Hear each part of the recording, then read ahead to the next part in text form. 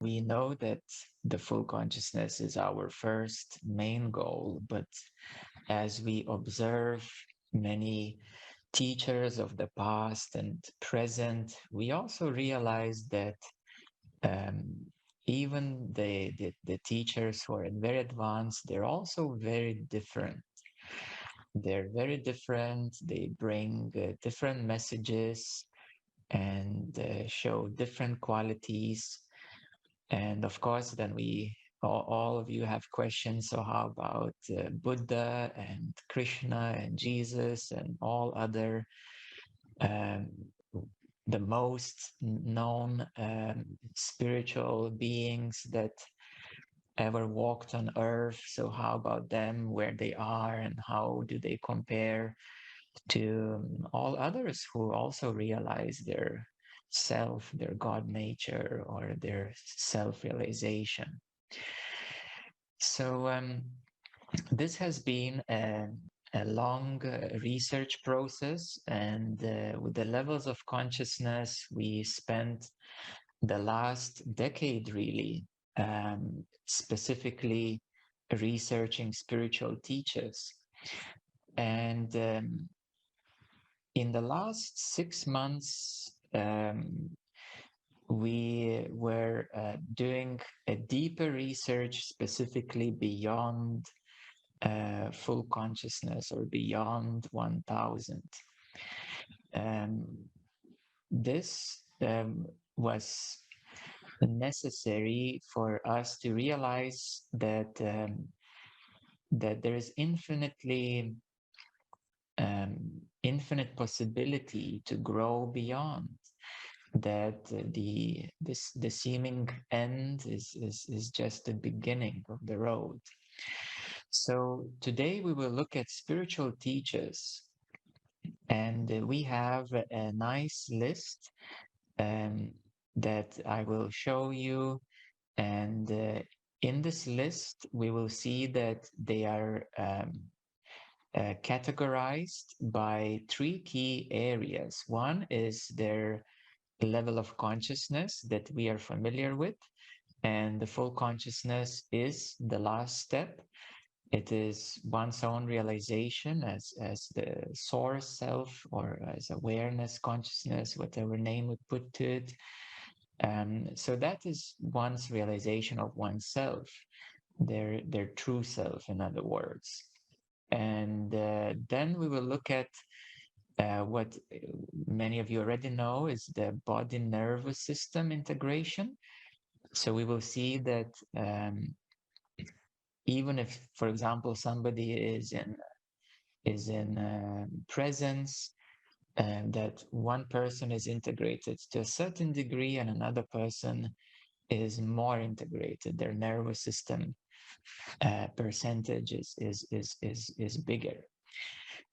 And the third, which is a new dynamic or new measurement that we brought in, is what we call advancement or level of advancement. At first, we called it soul advancement, but after doing more and more research and investigation, we found that it is not limited to the soul only. The advancement is the overall advancement, literally of the whole being, which includes the body, the nervous system, the maturity, emotional, mental maturity, personality development, and transcendence, as well as all the higher vehicles of consciousness, including the astral etheric body and the connection with the higher self, the empowerment of the mighty I am presence, and even the soul at many planes of existence. So all of these things together at all the planes of existence is what is called advancement. Yeah, so it's all and all together. And that goes beyond 1000. It goes into infinity. And we will look at many of the known teachers and where they are, at what level of advancement. So we will see, for example, that one very well-known teacher is advanced at a certain level, and another very well-known teacher was a bit more advanced, and so on. And it becomes very interesting to and more clear to understand why one was bringing certain teachings, why one was speaking from that perspective and the other teacher is speaking from the other place. So that makes a big difference. So we will look at that. Today, we will look primarily at the known teachers of the past, and we will look at a bit at the Ascension teachings, the ascended masters, the solar system hierarchy, the planetary hierarchy, and we will get to know a little bit more about the higher planes of existence and how things are structured over there as well. So we will have two things as a reference point, which is the Ascension teachings of the Ascended Masters, and we will look at slightly from that perspective, and then we will look from one of the mystery schools and how the tree or the structure is placed. So referencing these things together, we will understand, for example, where is Jesus in his advancement or in his hierarchy of spiritual domain, because as we know, he always said that he is the king, but not of this earth, so to speak, not of the 3D earth. He's the king of heaven. And we will see, where Buddha is in relation to Jesus and some of the known ascended masters as well. And now, before we dive in, I need to put some precautions. The first precaution is that the chart that you will see, with the level of consciousness, nervous system, advancement, it tells us a lot about the development of this being, a spiritual teacher, but it does not compare how good one teacher is or who is better. This is very, very important. It is not a comparison who is better, because how can we compare? How can we say that Buddha was better than Jesus or Jesus was better than Krishna or somebody? We cannot, because they're different things. They have a different impact on humanity. They are different lineages, different traditions. So therefore, we cannot say who is better than the other. That's not the case. So although it's there is a certain comparison of advancement, but it doesn't mean that one is better than the other. This is very important. I want to make it very clear. It also does not mean, how impactful their life is. For example, we're going to have a list of teachers and we will see that one teacher is more advanced, so to speak, than the other teacher who is maybe slightly less advanced. But the teacher slightly less advanced, so to speak, has has produced more fruits. Maybe they had a large community, maybe for example, Mahatma Gandhi, he was an iconic a symbol for India, for freedom, liberation from the British. And, we will look at other teachers who, they're, so to speak, more realized, more advanced, but, their contribution is very different. So again, we are not comparing who is better because we cannot. Yeah, in the eyes of God, in the eyes of the self, first of all, everyone is equal. We need to lay some ground rules. In the eyes of divine, everyone is equal, and everyone is part of creation. Yes, everyone is the same, really. And in this creation, really, every soul is equally important, equally experiencing their paths of development. And every soul was born from the same source. Every soul is gonna come back to the same source. And in the middle is what is called life. It's what we call the evolution, but the evolution is still relevant. Or sorry, relative. Evolution is still relative because there is no evolution. We all came from the source. We're all gonna go back there. So evolution is relative. Yeah. So essentially, it makes no difference, in the largest extent, and because everyone is the source, part of the source, and just simply taking different routes, different journeys. And how can we say that, one taking a road, let's say from London to Paris, or from London to Rome, one takes one road and drives with the car, and the other one takes with the bicycle because they love it, and the other one, drives with the motorbike, and everybody can have their journey, as they wish. Everybody is welcome to stop everywhere they want to stop. Some people want to see, Paris in between, or some other major cities. Some people just want to go straight, So it's not a judgment, everybody can do what they want to do, and all the souls essentially are making their choices and exploring the creation, the universe. So in the largest extent, we're all equal. There's oneness. There's one from the source back into the source.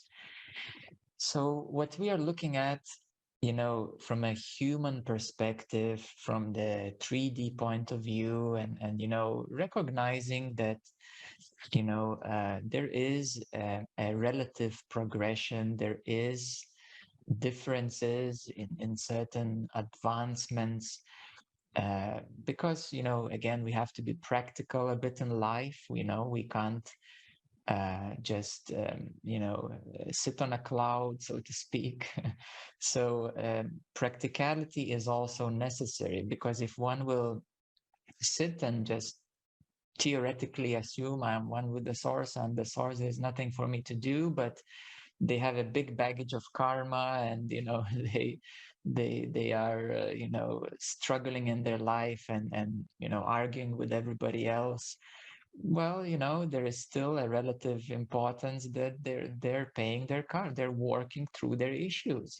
So a practicality is also here. So we have, let's say, 1 foot on earth and 1 foot in heaven. Yes. So that's where it comes the relative practical importance. And on the higher side, we are all one, and it's all equal, in the largest sense. So I want to make it clear, that we cannot judge the paths that one takes. We're not comparing who is better or worse, no way. But we're looking from a relative perspective, the steps and advancement and the differences. So this is very important. And the second bit that is also important is that it is for the research and learning purposes. There is no kind of 100% set in stone. Yeah, what I will share with you, it's first of all, it's a general knowledge. The ascended master teachings, that's what we know. The ancient mystery schools, that's what is known. And the our research that we did in the last decade and the 6 months, on the other hand, it's a research. It's not set in stone. you know, we are constantly finding more details about these beings. You know, I like to say that, you know, we can really know the advancement and the level of consciousness when we actually meet and talk. So however, most of the past teachers, we can't meet and talk with them. We know what we know about them from all the sources available, and it's in progress. You know, it's in progress. It's of learning and researching. So it's not set in stone. And at the same time, you know, like in American sense, I will say that, you know, the what you will see in the chart, you know, it's it's not, you know, is not, you know, I take no responsibility for any errors as such. So you have to take it open-mindedly. You have to do your own research, and you have to know that there is always a possibility of mistakes, and it's for learning and research purpose only. Yes, I need to say this. However, we did our best, and you know, we, you know, as much time as we had, we you know, did the research. But it is possible that, you know, some new information can come in, and we need to readjust it accordingly. So these are the key things. The other precautions you can read on our website, New Humanity Life, in the consciousness section where it says LOC precautions. So now that it's all clear, and we have a common understanding, common ground, now we can dive into the journey and wonders of curiosity of all of it. So first of all, I will share my screen, and we will look at the ancient mystery school at first. I'd like to have some common understanding of the overall structure. And then we will go into more specifically about each teacher and being. And you can write your questions. You can raise your hand and ask. The quality of this picture is not the highest, but it's readable, and it's you know, it's good for us to see it. This is the best picture that I could find. So here we are. So we can see at the bottom there's a mineral kingdom, vegetable kingdom, animal kingdom. And then we have the average humanity who are unconscious of their connection with soul. So they have not yet stepped onto the path of awakening, self-realization. Yeah, so this is in terms of the spiritual evolution or the advancement of souls and beings overall. Then we have spiritual aspirants who started their path of testing, you know, what is spirituality, getting to know things, and so on. Disciple, now who that one is who is more now dedicated towards their spiritual development. And we have some initiations. This is from a specific Ascension teachings and actually Judaism and Kabbalah knowledge. So this is from one mystery school which is connected to Ascended Masters, Judaism, and Kabbalah. And this is where it comes from. So they have their specific, let's say, initiations, that specific things happen. And later on, I could share some more information about it. But again, there are many mystery schools, and they have different perspectives. I need to tell you this as well, because you know, I have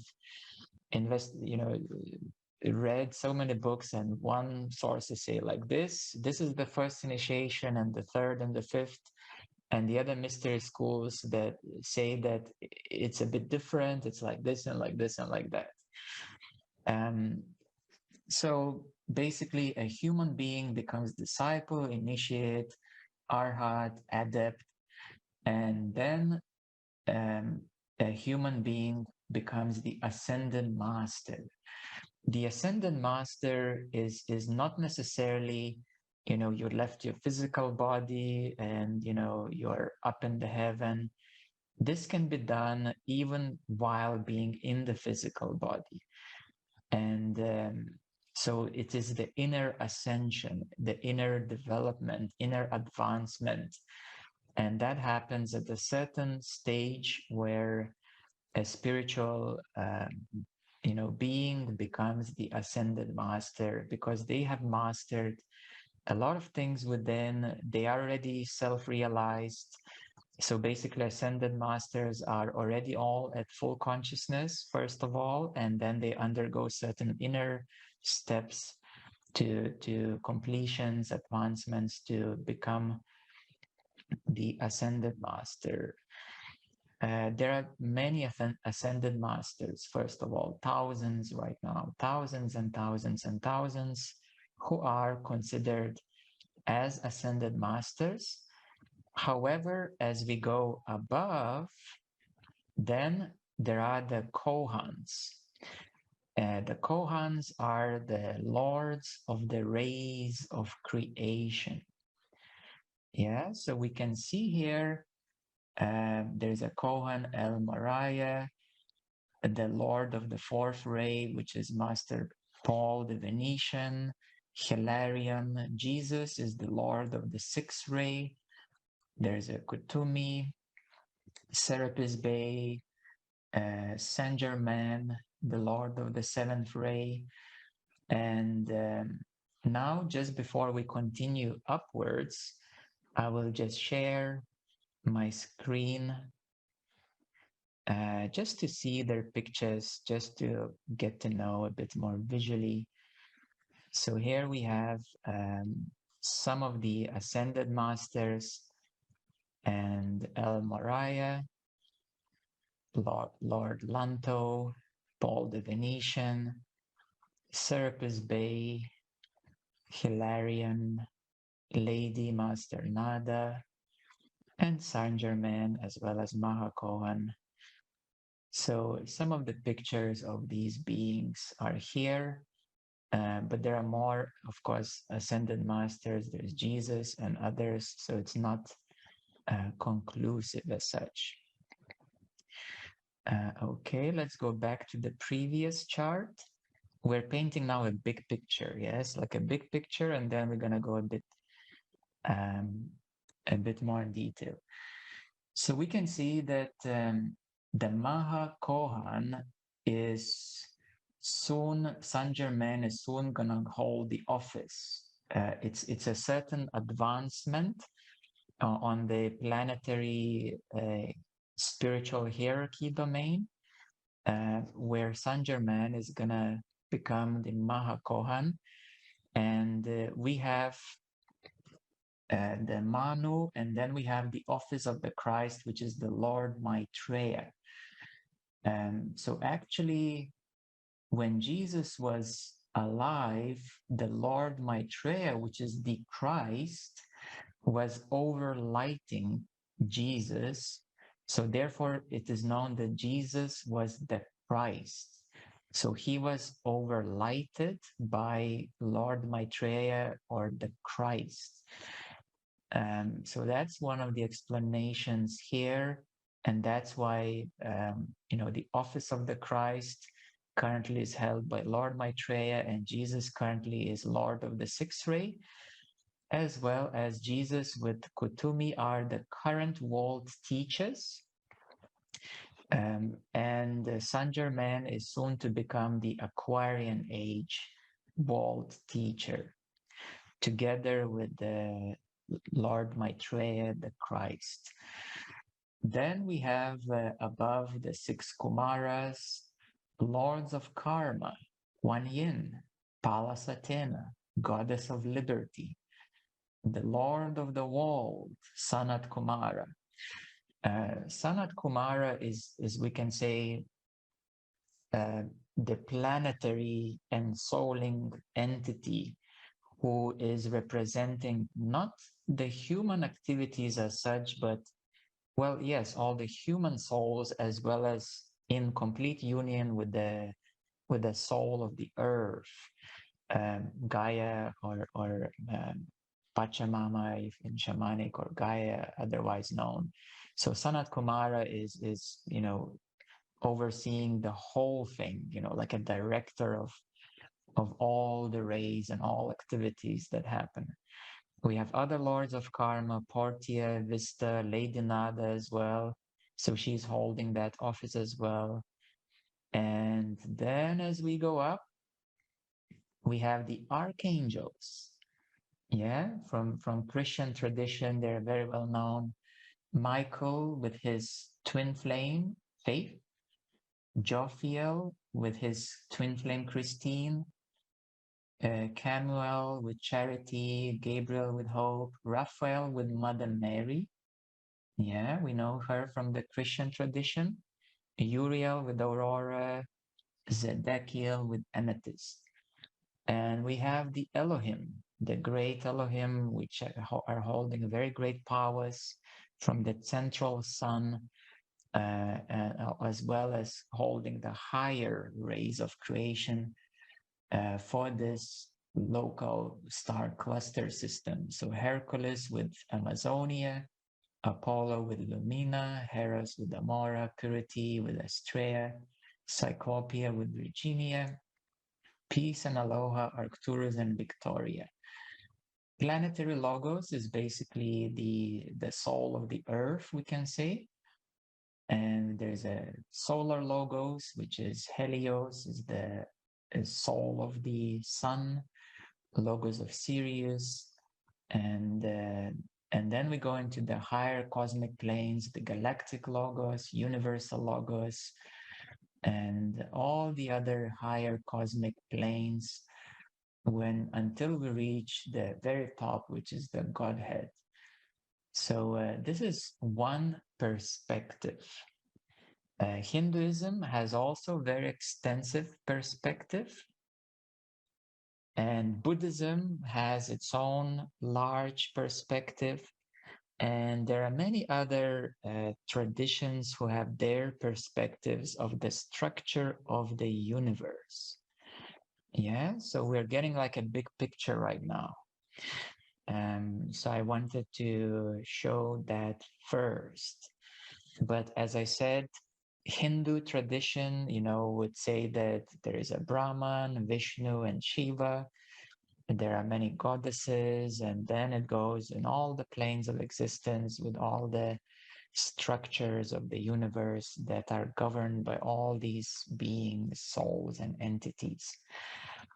Buddhism, they all actually, if you really look closely together, you will see similarities. They just use different names, but essentially they're very, very similar. Maybe some variations exist, but in principle, very similar. So these ancient mystery schools and major world religions, they kind of, figured out that the universe is pretty big and it's governed by a lot of mighty beings. But what I can tell you, which is very interesting, that very symbolically, the Mother Mary, which is essentially Archangel, and she is known as the only archangel who actually kind of incarnated in a physical body. There is no other archangel known who has been incarnated in a physical body, lived their life, you know, got birth to, somebody and so on. So very unique case that Mother Mary was the only archangel who incarnated on earth, and she gave birth to Jesus. Yeah, so Mother Mary, the archangel being, gave the birth to Jesus, who is a lord of one of the seven rays. And then Jesus, in union or with the connection with the Christ, ascended and took his conscious, position in the heavenly domain. So very symbolic and very interesting thing. So this is why Christianity is so focused on these beings, because they're very powerful beings. And yes, there's no other archangel known to have done this before. But then Hinduism, is known that, there is Shiva, many stories, and Krishna also walking around, and many avatars and other beings. So if you would ask a Hindu priest or a Hindu guru, you would ask them, so how about Jesus? And the Hindu guru would say, oh yeah, Jesus is the avatar of Vishnu, like Krishna and so on. Vishnu has a lot of avatars, and Jesus was one of the avatars of Vishnu, which is the avatar of love. And so Hindus are very open about everything. I don't know how Christian priest would agree with the Hindu diversity and extensiveness, but I'm sure that they're becoming so much more open. Um, the same way that I've seen a recent video of Dalai Lama chatting with Desmond Tutu, and everybody who was into the TTC course, that they were making jokes with each other. Desmond Tutu, who's a Christian priest, says, oh, you're lucky, Dalai Lama, because you have a reincarnation, so you're not afraid to die. They were just joking with each other in a very cute way, very beautiful way. So we can see that these boundaries are dissolving, between different traditions. Okay.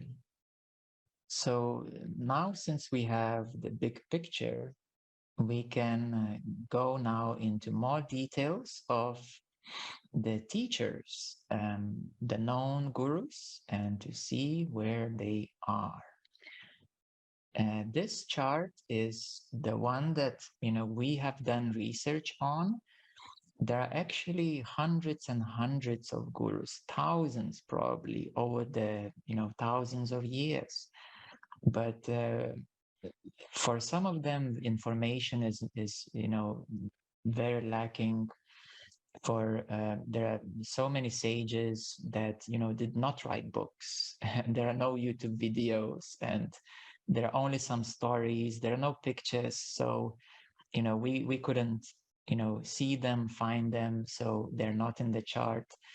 At the same time, there are many also gurus and teachers who do have books and videos and so on, but we didn't cross our paths. Like I didn't find them, or we didn't research them, so they're not listed there either. So it's only what we have that is listed, and this list is continuing to expand. Um, so this brings us a lot more clarity of the advancements beyond full consciousness. And we looked at some of the teachers, like on the list we have like 31 teachers, but there are thousands and hundreds that we could dig, research more. And these are the ones that we have researched recently, and it's just so beautiful and humbling to see what is possible, how things can develop, and what knowledge can be brought, and what gifts can be shared with humanity, and so it really brings a lot more clarity of everything, because the less advanced, when people awaken, they start assuming, oh, I'm reincarnation of Jesus, or I am the avatar of Shiva in India, very popular. Many yogis who become a bit more developed in their self-realization, they say, I am reincarnation of Shakti and Shiva, and so on. Maybe that's an experience, but Shiva himself is a bit more advanced overall, and Jesus would not be reincarnated as somebody who just woke up and they say, oh, I felt Jesus, or maybe I'm reincarnation of Jesus, and things like this. So it brings a lot of clarity in so many different ways, to understand the possibilities, the advancements, and you know, we could now kind of discuss for hours and hours of many aspects of this research, what it means and how it relates to everything. But now I would like to give a hand to you, and today let's keep it more practical, so you can really feel free to ask questions and you know, yeah, bring it forward. So in the chat we have a question: are these human beings who evolved, or they're higher beings incarnated for a certain mission? Okay, yes. Um, some of the beings, um, let's say, they are very clearly here for a mission. So let's say Mahatma Gandhi, you know, he was a human being, but he had a very clear mission to do here. Or Mother Teresa, and other souls, you know, like let's say Aurobindo, you know, he brought a systemized yogic knowledge called integral yoga, and you know, then we can say that that was his mission, but he kind of developed it according to his life, you know, experiences and what he did. So it unfolded as such. So in some way, we can say that everybody has a mission to a certain extent, but sometimes the mission becomes more clear as you go along. While some other beings, you know, their missions become more obvious much sooner. And for other beings, we realize their missions once they're gone, once they're passed away, you know, then we say, oh, okay, so his life is an example of this. So let's say Ramdas, you know, his life is an example of a university professor who awoken, you know, with some, you know, LSD, and he discovered a guru in India, and he brought a very loving, devotional way of bringing together the East and the West, and you know, did many amazing things in his life. So once his life, you know, once he dropped the form, the body, then we realize what he did in his life.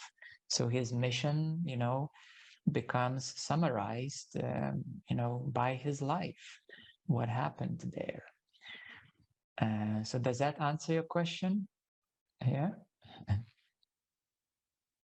Okay. So, well, Manvir, you know, you want to go first because I see your hand. Yeah, I had a few actually. But the first one was with the, like, for example, Sai Baba. Like, does the advancement carry over? Like, did he have to catch up to where he was previously and then advance some more? Yeah, as we can see, Sai Baba of Shirdi was already very advanced, and Satya Sai Baba, he kind of took it, you know, where he left off, and he continued.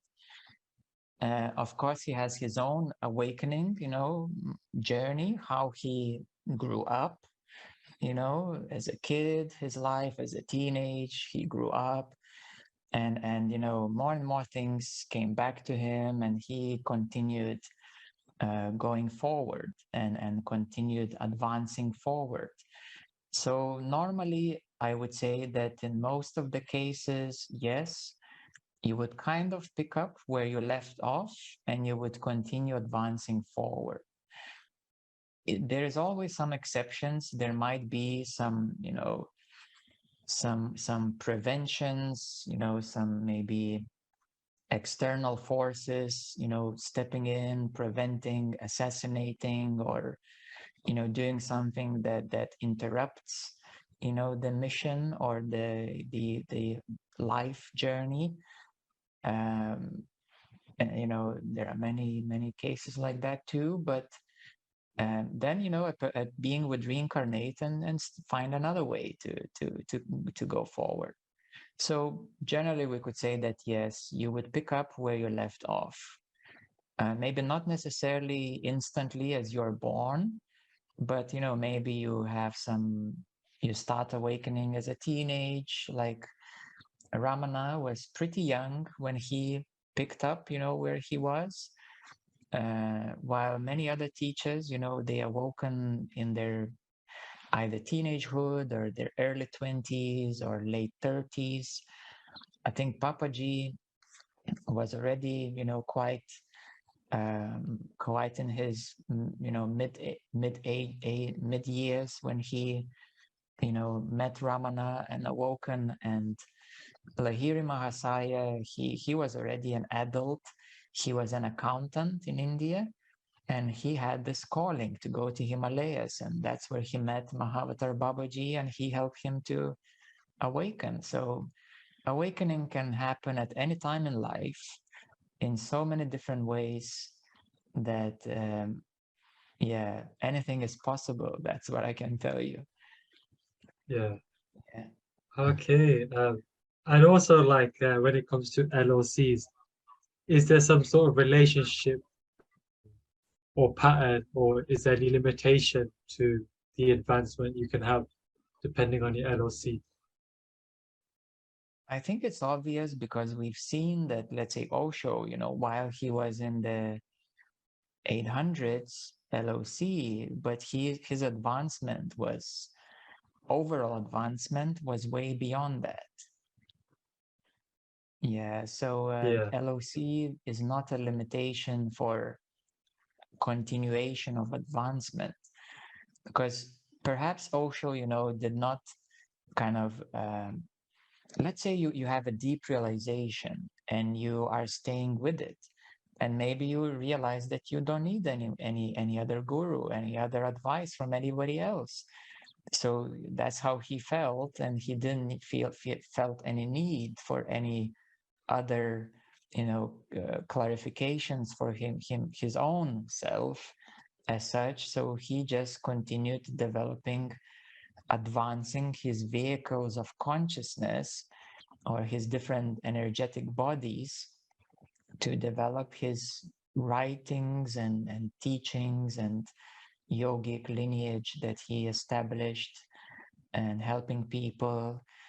So some people awaken and they feel they're good where they are, they're totally happy, and they just keep doing their own thing. Yeah, that makes sense. Mm. Okay, so then you know, a lot of the I think a lot of the names of like past gurus, they're known to have like certain abilities or perform like certain miracles. Is that in any way related to their advancement, or is that a separate thing? Yes, miracles, yes. Now, what is the definition of miracle?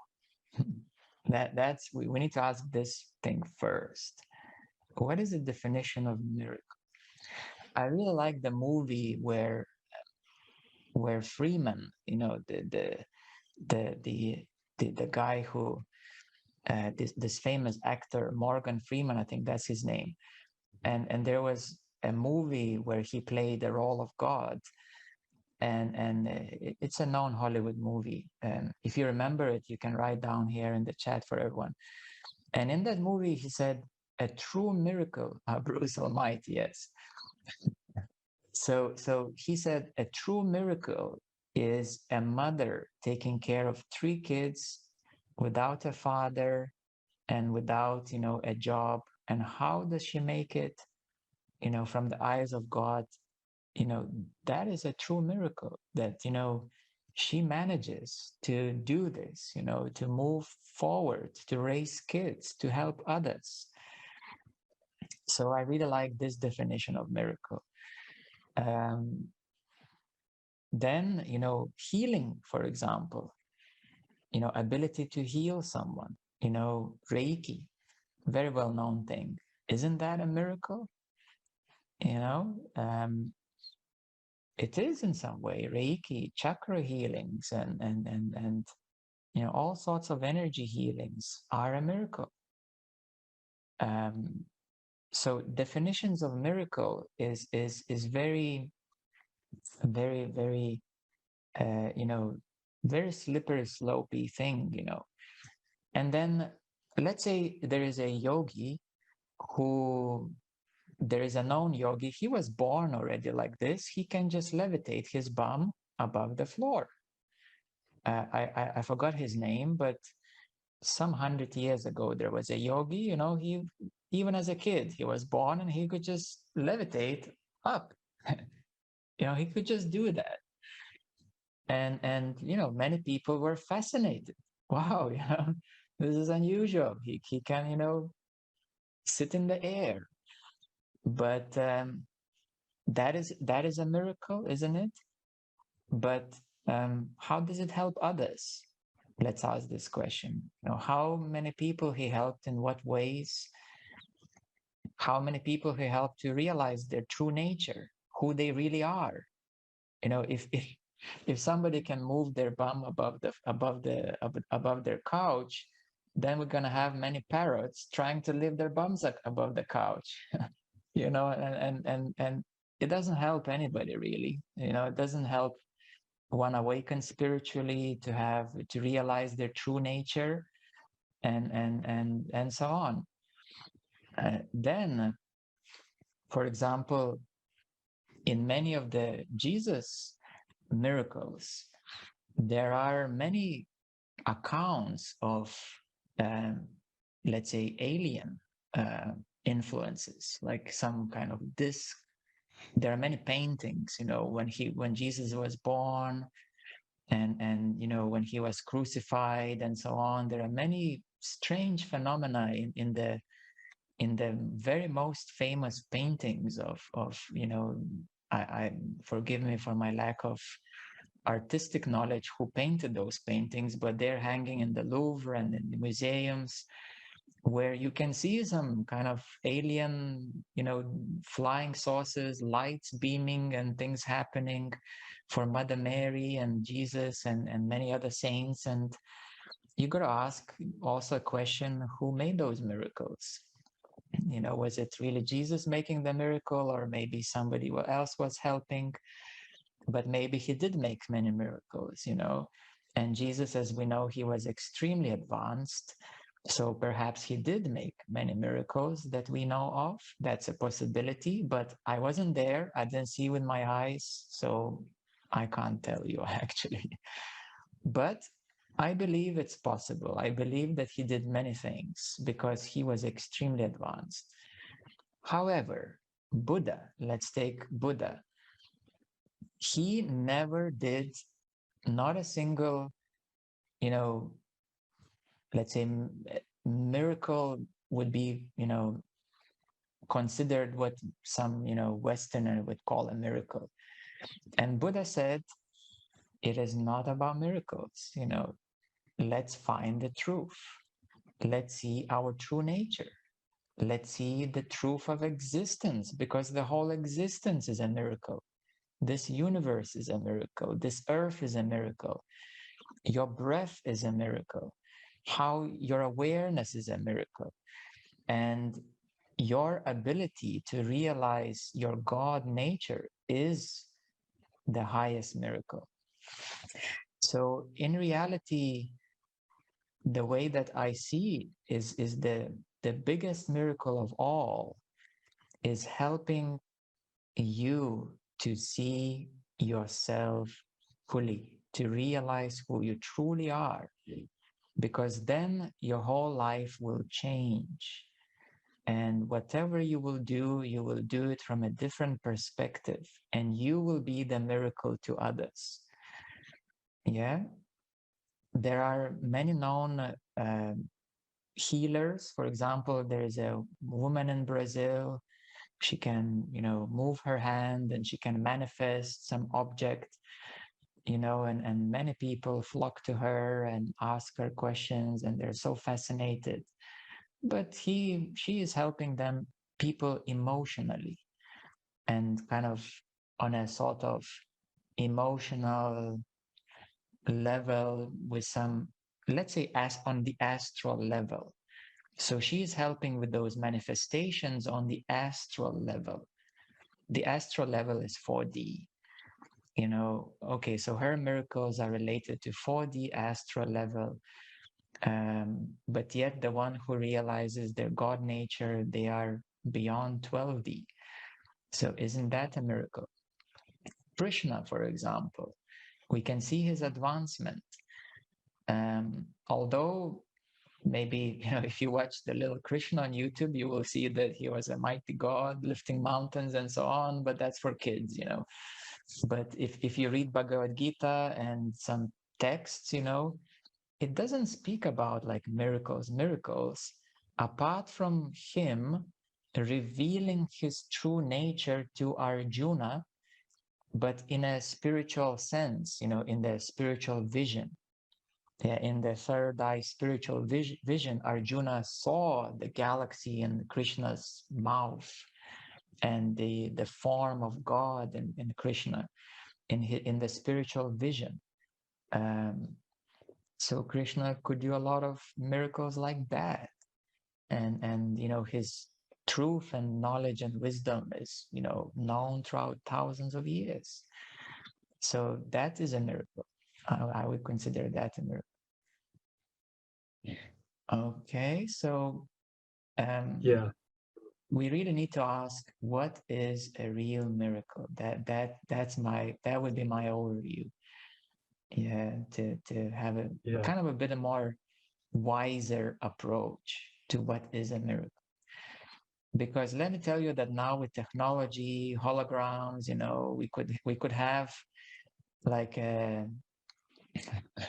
I don't know, Joe Biden or Trump would land on a UFO craft and show holograms and make the biggest show on earth, and everybody would say he's a new Christ, a new Jesus, and so on, and everybody would know, wow, he used some cool tech, some cool tricks of advanced technologies, and probably millions and probably even a billion or two would totally fall for that trick, like a big show.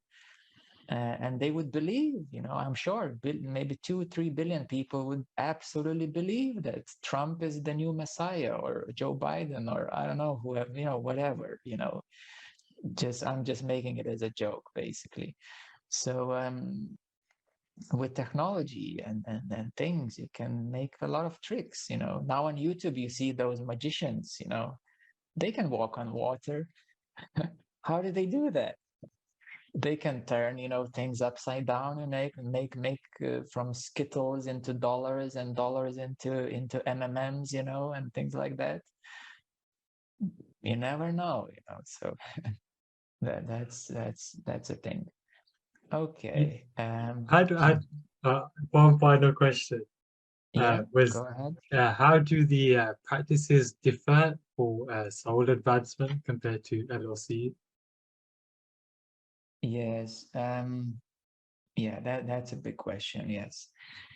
The LOC is a highway to your self-realization, but then the development of all your vehicles, your nervous system, your maturity, emotional, psychological, personality, transcendence, and all other things, and your chakra system development, and your I am presence connection, your higher self connections, your gifts and abilities, all of these things are together, they form what we call advancement, all of it together in your unique way.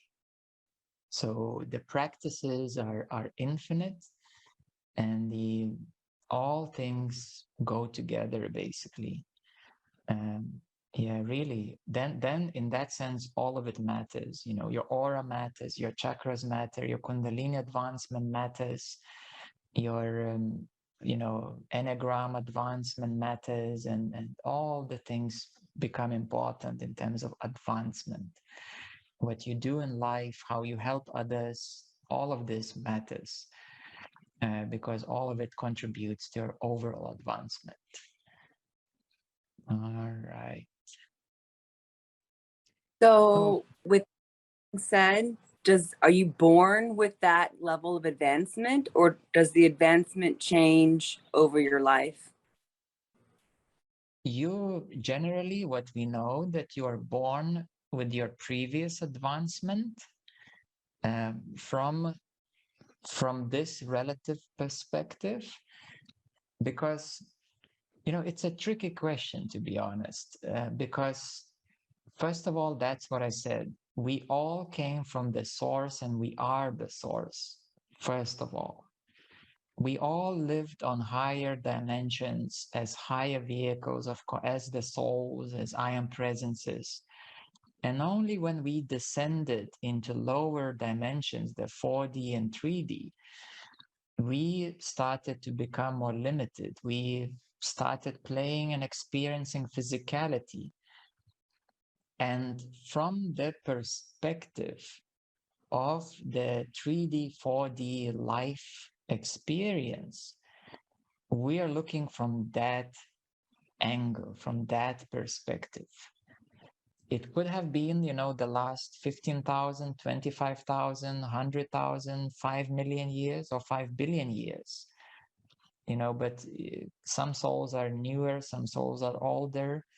But from this perspective of 4D, 3D, 5D sort of life, from this perspective is what we consider as advancement, because it is relevant to us. Yeah. So from this perspective, that's what we know. And from this perspective, we look at your advancement. And yes, you kind of pick up where you left off, and you continue upwards in your life and in your next life, and so on. This would be like a general perspective. There's always exceptions in the book, because some beings may just, some things may happen. There's always exception to the book.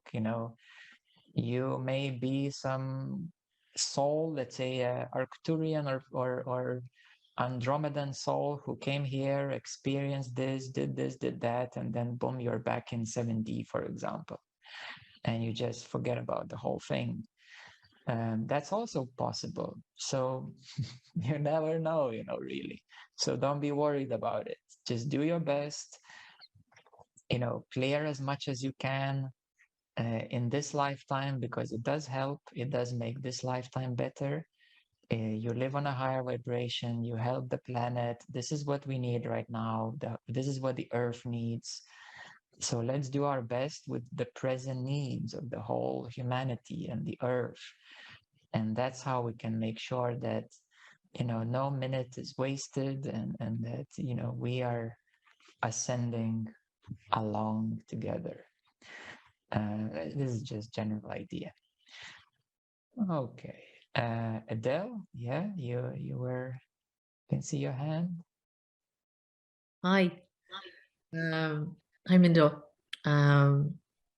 When you were going through the list, there's some names that are familiar, and then there was a brand new name. And honestly, the whole screen and everything, the whole energy, he said he had a great light. All I remember is he was 28,000, but I'll probably see it in the replay.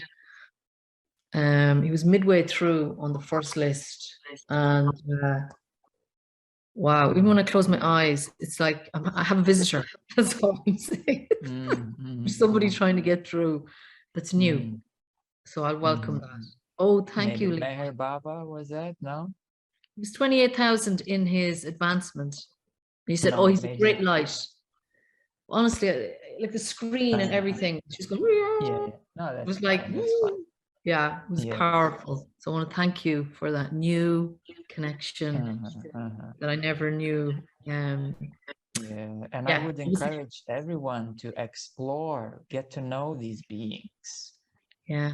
Just get to know them, watch some videos, buy some books, read what there is available about them.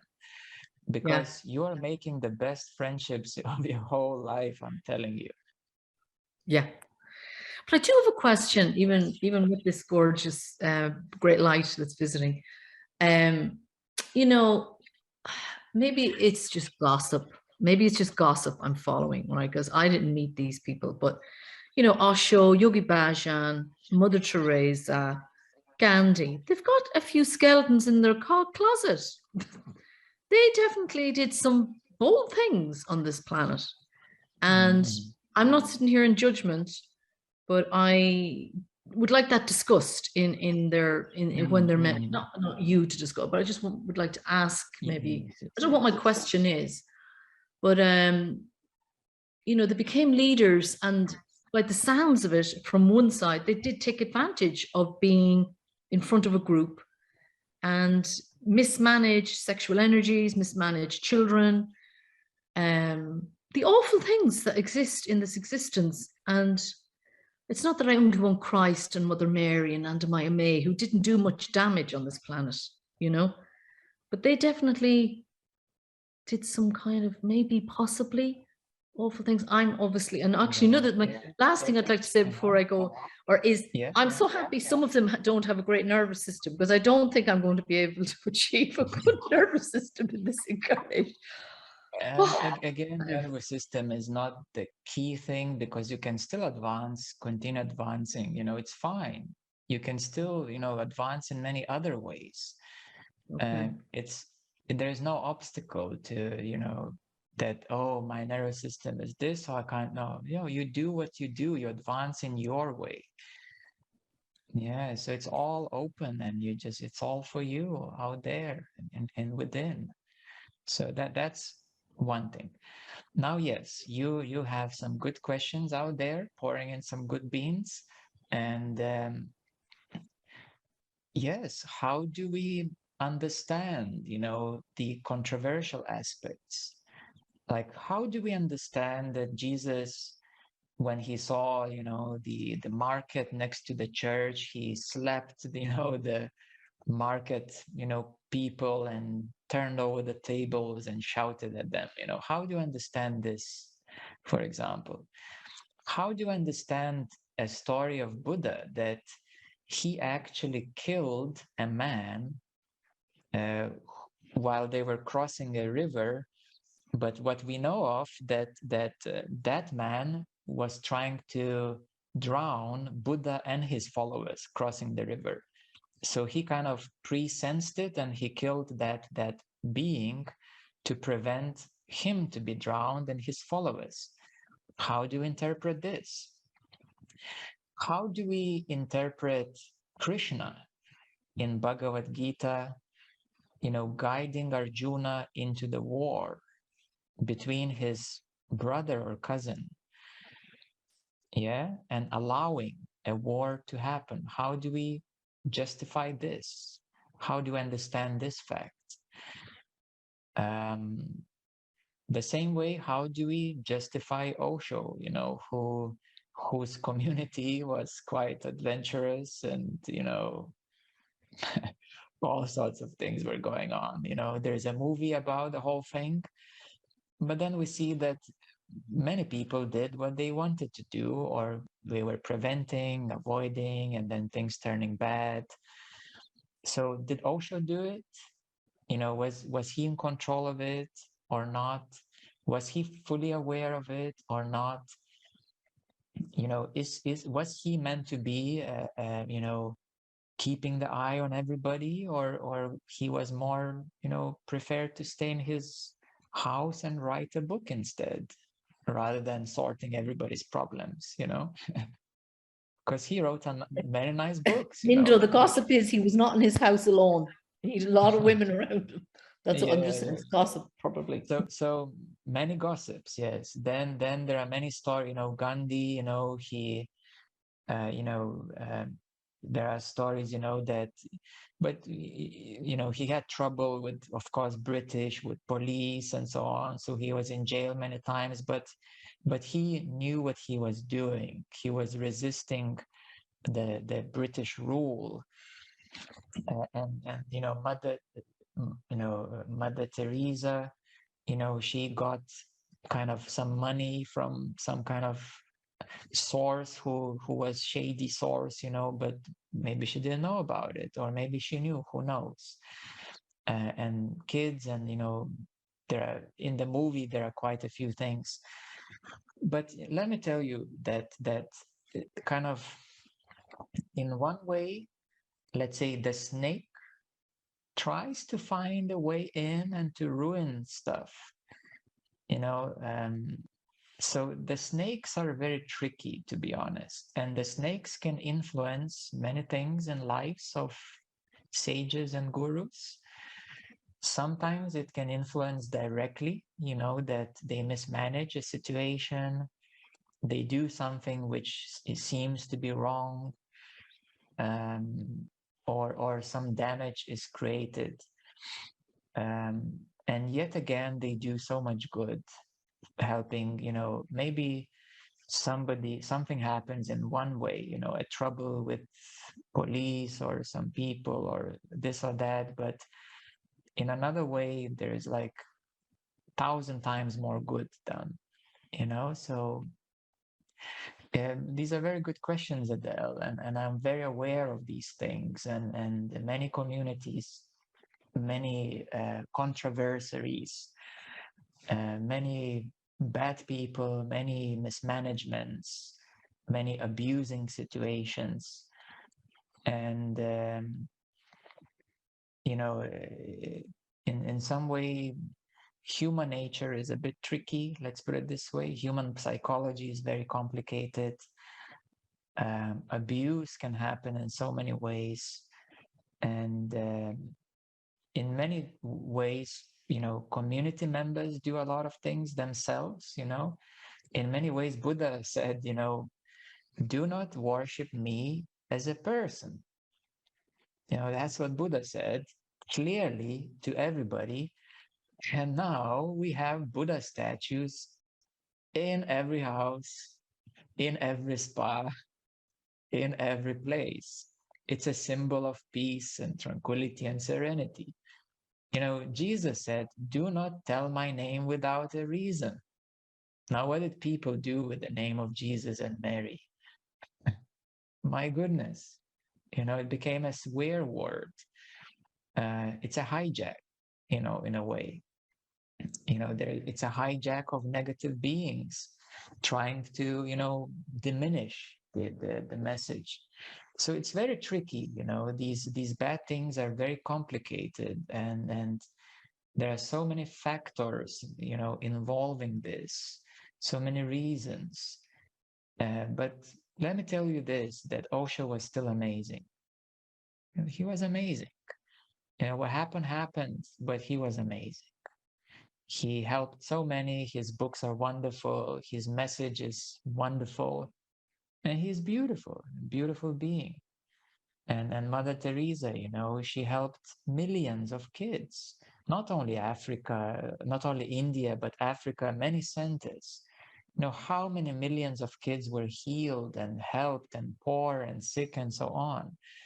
We have to acknowledge that. And if there were some controversies, where did the money come from? What this happened and that happened, and there's always a trouble with the law, so to speak. With people trying to do bad things, with mistakes occurring. Life is life. It's complicated. Let's put it this way. Yeah, we could go through many examples, many names, and I'm aware of so many stories and so on, but their contribution to humanity really outweighs any controversies, any issues and problems. And yet again, maybe somebody who has maybe suffered because of something, from their perspective, they might be totally right that, they have suffered because of something, but yet, a lot of other things also happened. So, life is life. Humanity is as it is. And in our hearts, we all try to do our best, isn't it?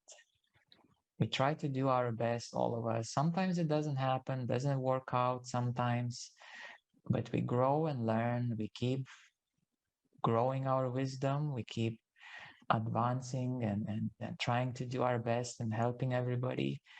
And that's where I humbly will say that life, it has its way. Troubles are inevitable, and we can only do our best in every given situation. And so this would be my final kind of summary, in a humble way. And the 3D life, the 4D life is complicated. It's full of distortions, full of interferences.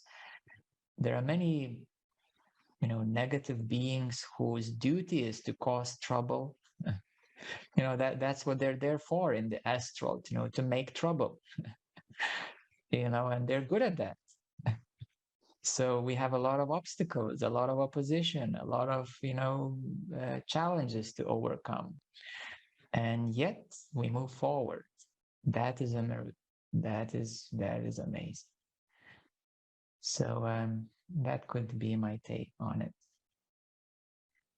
Okay, and Paul had a couple of questions. What does the role of Saint Germain entail in the age of Aquarius?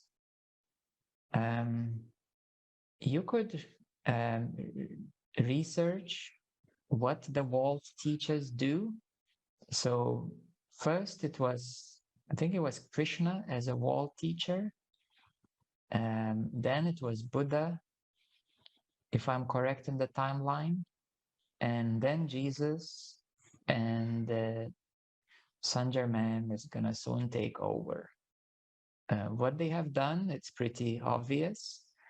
Looking at the previous beings, so we can only imagine what Saint Germain will do, and a lot of wonderful things will happen. So that's that. Why is the body nervous system integration so crucial? Because it's wired. That's how you are wired. That's how you handle energy. That's how you handle yourself. And that's how you have instinctual capacity to function in some way. So nervous system plays a lot of roles, and I have a whole video about it. If you go to New Humanity Life website, click on consciousness, and then there is nervous system and grounding. And there are a couple of videos going into a lot more detail about the nervous system importance. Okay, so we will be posting these charts on the New Humanity Life and also my own website. We will be posting these charts in the LOCs of the past teachers section. LOCs of the present teachers we haven't covered, and in some ways I don't want to cover it in public because these people are alive, they're here. We don't want to interfere with what they do, and you would rather better discover it for yourself, and maybe if you have some questions on a more personal level, then I can answer them. But of the present teachers, we kind of had an agreement that better, we make it more neutral, more neutral, I would say. And we should rather research more of the past teachers and give you much bigger picture for you to know the history, to know the past, because then you will be much more aware and wise about the present. There are many amazing teachers in the present. There are also at different levels of advancement. And if you have any questions, feel free to ask me directly or Leon, and we'll be happy to answer you in more private way, via email or when we meet for private sessions or retreats, but not for public YouTube or website information. Yes, so I hope you enjoyed today, and you're gonna have a lot of things to reflect upon, a lot of goodies to investigate, to research, to get to know these wonderful beings, and we're gonna keep adding to the list, keep expanding it. And please keep in mind the precautions that I told you about. We do not compare who is better or worse. We cannot. And we have, it's just a certain look perspective. And there are some differences between other people doing measurements, like David Hawkins has a bit other perspective of some other areas. And he just had a different perspective, let's put it this way. And we have our perspective, and everybody's entitled to their own perspectives. Be clear about that. And as long as it helps you, as long as you keep an open mind, learning, researching, gaining more clarity about everything, that is a good approach. And if you start noticing in your head that you start kind of judging, saying, oh, this is higher, this is lower, this is better, this is worse, be careful. I'm telling you right now, because I do not support this, we do not support this, and your head and thoughts are going in a wrong direction. Yeah, keep an open mind, loving heart, and simply learn what helps you. Be loving, be kind, and you know, get to know more in a wise way, in a beautiful way. This is my loving message to all of you, and this is my sharing with all of you. And I hope you enjoy it, and you can always ask more questions. And this is something that is a continuous research, continuous discovery, and we just love doing this. You know, it's just one little project on a side. So I hope it helps you and gives you more clarity, more understanding. And that's my gift to all of you. And please.